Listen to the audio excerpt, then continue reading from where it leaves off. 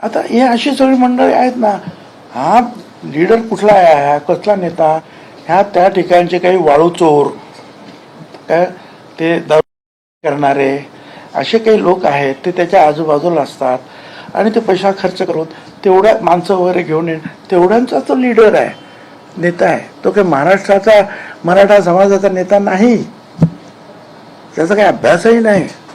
मी आता नावं घेतली, नारायण राणे आहेत ना सगळी मोठी मंडळी.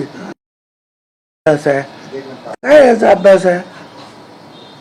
मागे सांगितलं निवडणुकीला आम्ही उभा राहणार सगळीकडे, हां सगळे गोळा केले, सगळ्यांचे लोक द्या, माझ्याकडे आणून द्या, माझ्याकडे आणून द्या, माझ्याकडे आणून पेपर्स. काय झालं, आणि शेवटला सांगितलं नाही उभा राहणार, सगळीकडे जाणार म्हणलं. आलं कुठे, फक्त येवल्याला माझ्याकडे.